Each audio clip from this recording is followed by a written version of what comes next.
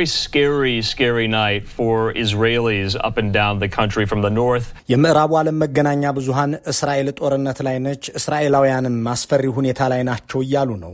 ጨለማን ተገን ያደረጉት የኢራን ድሮኖችና ሚሳኤሎች የይሁዳውያኑን ሰማይ ሲያርሱት አምሽተዋል። የተተኮሱት 360 ሚሳኤሎች ከሶስት አቅጣጫ ወደ እስራኤል የተላኩ ነበሩ። ከየመን ከኢራቅና ከኢራን እየተነሱ የእስራኤልን ሰማይ ያስጨነቁት ሚሳኤሎች 99 በመቶዎቹ አየር ላይ ያሉ ከሽፈዋል ሲል የእስራኤል መንግስት መግለጫ አውጥቷል። ራሳቸውን እያጋዩ ኢላማቸውን የሚመቱ ድሮኖችና ሚሳኤሎችን እስራኤል ላይ የተኮሰችው ኢራን የተለዩ ኢላማዎች ላይ አነጣጥሬያለሁ ብላለች። እና አሜሪካ፣ እንግሊዝና ፈረንሳይ ደግሞ የኢራንን ሚሳኤሎች በማክሸፍ ከእስራኤል ጎን ቆመን ስንዋጋ አድረናል ብለዋል። በአሁኑ ወቅት እስራኤል፣ ሊባኖስና ኢራቅ የአየር ክልላቸውን የዘጉ ሲሆን የሶሪያና የዮርዳኖስ መንግስታት ደግሞ የአየር ኃይላቸውን በተጠንቀቅ እንዲቆም አዘዋል። ኔቶ የኢራንን ድርጊት ለማውገዝ ማልዶ ተነስቷል። ይህንን ያስተዋሉ ተንታኞች ምድራችን የሶስተኛውን ዓለም ጦርነት ልትጀምር ነው ወይ የሚል ጥያቄን እንዲያነሱ አድርጓቸዋል። በጸጥታው ምክር ቤት የማይደፈር ድምፅ ካላቸው 5 ሀገራት 3ቱ ከእስራኤል ጋር ቆመው ሲዋጉ ማድራቸውን ገልጸዋል። የቻይናና ሩሲያ አስተያየት እየተጠበቀ ነው። ከገባችበት የዩክሬን ጦርነት መውጣት የተሳናት ሞስኮ በኢራን እስራኤል ወቅታዊ ሁኔታ ላይ በይፋ ያለችው ባይኖርም ውግንናዋ ግን ከቴህራን ጋር እንደሚሆን የሁለቱን አገራት ፖለቲካዊ ጠባይና ነባር አጋርነት ለተረዳ ሁሉ ግልጽ ነው። ትናንት ሌሊት አጥቂና ተከላካይ ሆነው ያደሩት ኢራንና እስራኤል በአንድ ወቅት አስገራሚ ወዳጅነት ነበራቸው። እስራኤልን ሙስሊም ሀገራትና አረቦች ሁሉ ባመጹባት ወቅት ኢራን ከጎኗ ነበረች። ኢራንም በሳዳም ሁሴን ኢራቅ በምትወረር ጊዜ አብራ የተዋጋችው እስራኤል ነበረች። ቅልጥ ካለ ፍቅር እልም ወዳለ ጦርነት፣ መተጋገዝ ከበዛበት ወዳጅነት እሳትና ጭድ ወደሆነ ጠላትነት የተቀየረው የእነዚህ ሁለት አገራት ጉዳይ የዝግጅታችን ትኩረት ይሆናል። እነዚያ ፍቅር በፍቅር የነበሩ አገራት ዛሬ እንዲህ አጥፍቶ ጠፊ ሆነው የመከሰታቸው ታሪክ ከየት ይጀምራል? ያቺ እስራኤል የምትባል አገር እንድትመሰረት ስትጥር የነበረችው ኢራን ዛሬ ስለምን ካልጠፋችልኝ ካልተወገደችልኝ ማለትን አበዛች። ብዙ አይሁዳውያንን በመያዝ የምትታወቀው እስላማዊት ሀገር ዛሬ ጽዮናዊነት ካልጠፋ ማለቷ ስለምንድን ነው?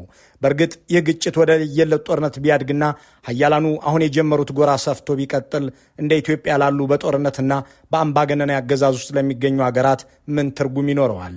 ዳኛ እያየም ቢሆን ፋውል መስራት አለብህ የሚል ብሂል ያላቸው ገዢዎች ያሉባቸው እንደ ኢትዮጵያ ያሉ ሀገራት ይህ የመካከለኛው ምስራቅ ውጥረት የዳኞችን አይን ከአዲስ አበባ እንዲነቅል ያደርገዋል ከሚለው በተጨማሪ ኢኮኖሚያዊ ጣጣም አለው። በዝርዝር እንመለከተዋለን። የሴራር ካብ የደም መንበር አሁንም በአማዞንና በ49000 አማራጮች እንደቀረበ ነው። የመጀመሪያዎቹ ተከታታይ ህትመቶች ተሽጠው ካለቁ በኋላ በአዲስ ቅርጽ ለአንባቢያን እንዲያመች ተደርጎ በድጋሚ ተዘጋጅቷል። በአማዞን በኩል ለበርካታ ሳምንታት ቤስት ሴለር ሆኖ የዘለቀው ይህ መጽሐፍ እንዲህ ያለ ሪከርድ በመያዝ በአማርኛ መጽሐፍት ታሪክ የመጀመሪያው ነው። የሴራር ካብ የደም መንበር በጋዜጠኛ ያየሰው ሽመልስ የተጻፈ የዘመናችን አነጋጋሪ መጽሐፍ። መጽሐፉ የሚገኝባቸው አድራሻዎች ከዚህ ጥንቅር ስር ባሉ ሊንኮች ያገኙታል። መልካም ንባብ።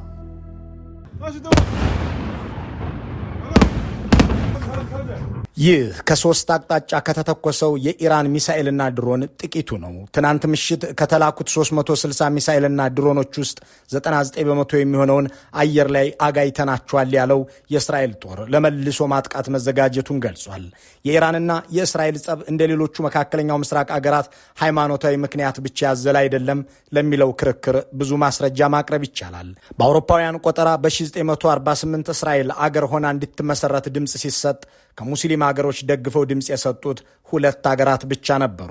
እነዚህ ሀገራት ደግሞ ቱርክና የዛሬ ባላንጣዋ ኢራን ናቸው። በዚያን ወቅት በመካከለኛው ምስራቅ ውስጥ ብዙ አይሁዳውያንን በመያዝም ኢራን ቀዳሚ ነበረች። በዚህ አካባቢ ለይሁዲዎች የተመቸች ሀገር መሆን አዘልቃለች። በእርግጥ አሁንም 20 ሺህ አይሁዳውያን በኢራን ይኖራሉ። ከእስራኤል ምስረታ በኋላ ባለው ዘመን ቴልአቪቭና ቴህራን ካይን ያወጣቸው ያስባላቸው ወዳጅነትን አስቀጥለዋል። ኢራን በመሐመድ ረዛ ሻህ እየተመራች በነበረበት ወቅት ሁለቱ መንግስታት የነበራቸው ወዳጅነት በውትድርናም በንግድም የዳበረ ነበር። እስራኤል ከምትጠቀመው ነዳጅ ውስጥ 40 በመቶውን የምትገዛው ከኢራን ነበር። ኢራንም በምላሹ የእስራኤልን ጦር መሳሪያ ቴክኖሎጂና የግብርና እውቀት ያለ ገደብ አግኝታለች። የኢራን መንግስት ተቃዋሚዎችን በአገር ቤትም ሆነ በውጭ አገር እየዞረ በመግደልና በማፈን የሚታወቀውን ሳቫክ እየተባለ የሚጠራውን የሚስጥር ፖሊሲ ያሰለጠነው የእስራኤሉ የስለላ ተቋም ሞሳድ ነው።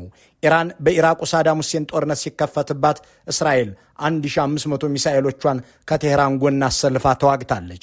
የመካከለኛው ምስራቅ አገራት ተረባርበውና ተጠራርተው እስራኤልን በወጉባቸው የስድስቱ ቀናት ጦርነትም ሆነ የዮም ኪፐር ፊልሚያ ላይ ኢራን አልተሳተፈችም። እንዲህ ያለ ደማቅ ወዳጅነት የነበራቸው አገራት በ1979 በኢራን እስላማዊ አብዮት ሲካሄድ ግን ነገሩ ሁሉ ተገለባበጠ። በኢራን አብዮት ፈንድቶ የእስራኤል ወዳጅ የነበሩት መሪው መሐመድ ራዛ ከአገር ተባረሩ። አብዮተኞቹም አገራቸውን እስላማዊ ኢራን ብለው ጠሩ። በዚህ ጊዜ እስራኤል ለእስላማዊ መንግስት እውቅና አልሰጥም ስትል በይፋ ተናገረች። በምላሹም የእስላማዊ መንግስት መንፈሳዊ መሪ አያቶላህ ሆሚኒ እስራኤል የምትባል አገር አላውቅም፣ መጥፋት አለባት ብለው አወጁ። የሁለቱ አገራት ጸብ የሚወለደው ከዚህ በኋላ ነው። ከ1980ዎቹ ጀምሮም እስካሁን ድረስ በቀጥታና በተዘዋዋሪ መታኮሳቸውን ቀጥለዋል። በ1982 እስራኤል ሊባኖስን ስትወር ነበር በቀጥታ ሁለቱ አገሮች መዋጋት የጀመሩት። ፋታህ ወይም በእንግሊዝኛ ምህፃሩ ፒኤልኦ የሚባለውን ጠላቴን አጠፋለሁ ብላ እስራኤል ሊባኖስን የወረረችው ታጣቂ ኃይሉን ደግፎ ከተሰለፈው የኢራን አብዮታዊ ጦርም ጋር ተዋጋች። በዚህ የእስራኤል ወረራ ምክንያትም ኢራኖች ሂዝቦላህ የሚባለውን ታጣቂ ኃይል በሊባኖስ ፈጠሩ። ይህ ታጣቂ ኃይልም በኢራን እየተደገፈ አይሁዳውያንን ማደንና መግደል ዋና ስራው አደረገው። በ1992 በአርጀንቲና በሚገኘው የእስራኤል ኤምባሲ በፈጸመው ጥቃት 29 ሰው ገደለ። ከሁለት ዓመታት በኋላ ደግሞ በዚያው በአርጀንቲና የይሁዶች ማዕከል ተብሎ በሚጠራው ስፍራ በከፈተው ተኩስ 85 አይሁዳውያንን ለይቶ ገደለ። በዚህ መልኩ እስራኤልና ኢራን ደም ተቃቡ። ዓይንና አፈር ሆነው በቀጠሉበት በዚህ ሁኔታ እንደ አውሮፓውያን አቆጣጠር በ2005 መሐመድ አህመድ ነጃድ በኢራን ተመረጡ። እኒያ አወዛጋቢ ሰው በጀርመን ናዚዎች የተፈጸመውን ጄኖሳይድም ክደው አይሁዶች የዘር መጥፋት አልተደረገባቸውም፣ ተደርጎባቸው ቢሆን ኖሮ ጥሩ ነበር ሲሉ ነገሩ አዲስ ትኩረት ሳበ። ይህንን ነገር ለምን ማራገብ እንዳስፈለጋችሁ አላውቅም። በሁለተኛው ዓለም ጦርነት ብቻ እኮ ከ60 ሚሊዮን በላይ ሕዝብ ረግፏል። በዚያ ዘመን ከተፈጸሙ ግድያዎች ሁሉ የአይሁዳውያኑ ተመርጦ የሚነሳበትና የሚዘከርበት ምክንያት ምንድን ነው? እነዚያ 60 ሚሊዮኖች የሰው ልጆች ናቸው። ይህ የአይሁዳውያን ጄኖሳይድ ተረት ተረት የሚሆነው ለዚህ ነው። ሐዘናችን በጋራ ከሆነ ሁሉንም እኩል ማሰብ ይኖርብናል። ይህንን የአህመድ ነጃድን እምነት አሁን ኢራን መንግስታዊ አቋም አድርገዋለች። የናዚዎችን ጭፍጨፋ ክዳ እስራኤልን የሚወጉ የተለያዩ ኃይሎችንም እያሰለጠነች ነው።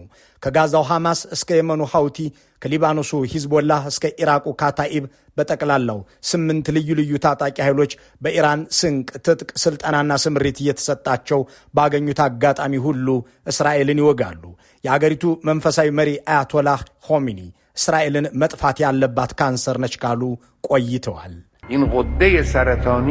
ይቺ ካንሰር ዝም በተባለች ቁጥር እያደገችና እየሰፋች ነው። ገና ስትጀመር ጀምሮ መጥፋት የነበረባት ካንሰር የእስራኤልና የኢራን ሁኔታ እንዲህ ያለ ነው። ቴህራን የሺአ እስልምና አቀንቃኝና መንግስቷም በዚሁ ሃይማኖታዊ ሀልዮት ላይ የተመሰረተ ቢሆንም የሱኒም ሆነ ሌላ እስላማዊ ክንፍ የሚከተሉ ታጣቂዎች እስራኤልን በጠላትነት እስከፈረጁ ድረስ ከኢራን የማይቋረጥ ድጋፍ እየተደረገላቸው ቀጥለዋል። ትናንት የተፈጸመው ጥቃት እስራኤል በኢራን የሚደገፈውን ሐማስን አጠፋለሁ ብላ ዘመቻ ከከፈተች መንፈቅ ከሞላት ከአንድ ሳምንት በኋላ ነው። በእርግጥ ይህ ጥቃት የሚጠበቅ ነበር። ተጠባቂ ያደረገው ደግሞ ከ13 ቀናት በፊት በሶሪያ ደማስቆ የሚገኘው የኢራን ቆንስላ ላይ እስራኤል ጥቃት በመሰንዘሯ ነው። እስራኤል ቆንስላው ላይ በፈጸመችው ጥቃት የኢራን አብዮታዊ ዘብ አባል የሆኑትን ጄኔራል መሐመድ ረዛን ገድላለች። ጄኔራሉ የተገደሉት ለሐማስና ለሂዝቦላ ትጥቅ የሚያቀብሉትና መመሪያ የሚሰጡት እሳቸው ናቸው በሚል ነው።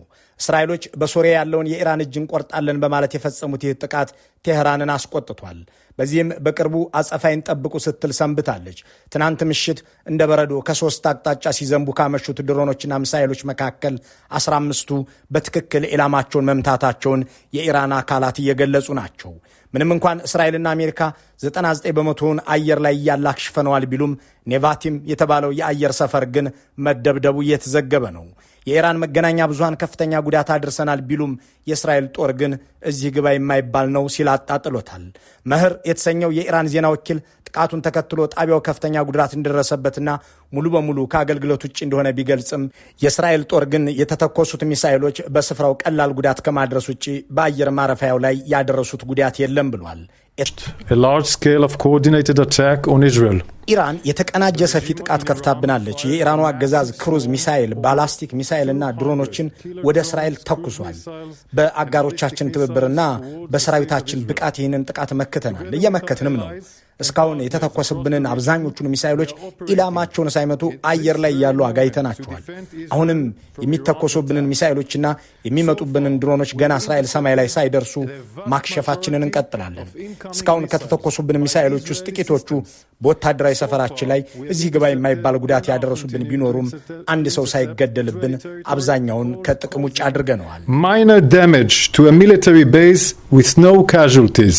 170 ድሮኖች ከ30 በላይ የክሩዝ ሚሳኤሎችና ከ120 በላይ የባላስቲክ ሚሳኤሎች የተኮሰችው ኢራን እስራኤልን ለማስጠንቀቅ ያደረግነው እንጂ ዋናውን ጥቃት ገና አልፈጸምንም ብላለች።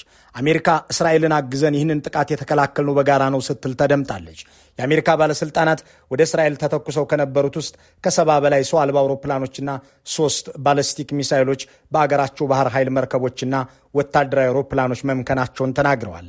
የአሜሪካው ፕሬዚዳንት ጆ ባይደን ከእስራኤሉ ጠቅላይ ሚኒስትር ቤንያሚን ኔታንያሁ ጋር ባደረጉት የስልክ ልውውጥ የማይነጥፍ ድጋፍ ከዋሽንግተን አለላችሁ ማለታቸው ተሰምቷል። ከጥቃቱ በኋላ መግለጫ ያወጡት ፕሬዚዳንት ጆ ባይደን አሜሪካ እስራኤልን ከኢራን ጥቃት ለመከላከል ዝግጁ ነች ብለዋል። ብሪታንያም በቀጣናው ያላትን አየር ኃይል አሰልፋ ከእስራኤል ጎን እንደምትቆም ገልጻለች። የእስራኤል ወታደራዊ ቃል አቀባይ እንዳረጋገጠው ደግሞ ፈረንሳይ የኢራንን ጥቃት በመከላከል ላይ ተሳታፊ ሆናለች። ይህ ማለት በጸጥታው ምክር ቤት ውስጥ የማይገሰስ የማይጣል ድምፅ ካላቸው 5 ሀገራት 3ቱ ከእስራኤል ጎን ቆመዋል ማለት ነው። እንዲህ ያለው አሰላለፍ እየሰፋ ሄዶና የእስራኤል ጦር እንዳለው ውጊያው ሰፍቶ የሚቀጣጠል ከሆነ እንደ ኢትዮጵያ ላሉ በርስ በርስ ጦርነት ለሚቃጠሉ ሀገሮች ምን ትርጉም አለው የሚለው ጥያቄ መሰረታዊ ነው። በመካከለኛው ምስራቅ የሚፈጠር ቀውስ ለኢትዮጵያውያን መከራን የሚያበዛ ለመንግስታቸው ደግሞ ምቾት የሚያመጣ ነው ማለት ይቻላል። ዓለም አንዳች አዲስና ሰፊ ቀውስ የሚያስተናግድ ከሆነ ትኩረትም ሀብትም መወሰዱ አይቀርም። ይህ ማለት የኢትዮጵያውያንን መተላለቅ በድርድር ለማስቆም የሚደረገው የእነ አሜሪካ ጥረትም ሆነ ለተረጅነት የተዳረጉ ኢትዮጵያውያንን ለማገዝ ረድኤት የሚያቀርቡትን የምዕራባውያን ድጋፍ እንዲቀንስ ምክንያት ሊሆን ይችላል። በሌላ አገላለጽ በአዲሱ ጦርነት ምክንያት አዲስ ቀውስ የሚወለድ ከሆነ አዲስ ተፈናቃይ፣ አዲስ ተረጅና አዲስ ስደተኛ ስለሚፈጠር የምዕራባውያን ረድኤት ወደዚያ አቅጣጫ ይዞራል ማለት ነው።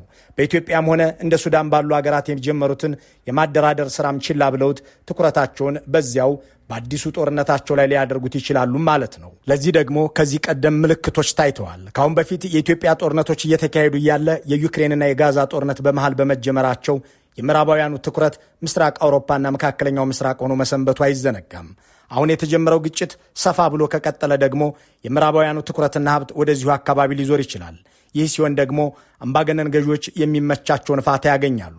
ምዕራባውያኑ የሚፈለገውን ያህል ጫና ባያደርጉበትም ደጋግመው ክትትል ማድረጋቸውና እየተቆጣጠሩት መሆኑን ማወቁ ቢያንስ እደራደራለሁ፣ እነጋገራለሁ ማለት እንዲጀምር ያስቻለው የብልጽግናው አገዛዝ እና አሜሪካ ትኩረታቸውን ኢራንና እስራኤል ላይ አድርገው ከዘነጉት ያለ ከልካይና ያለ ይሉኝታ መግደሉ አይቀርም።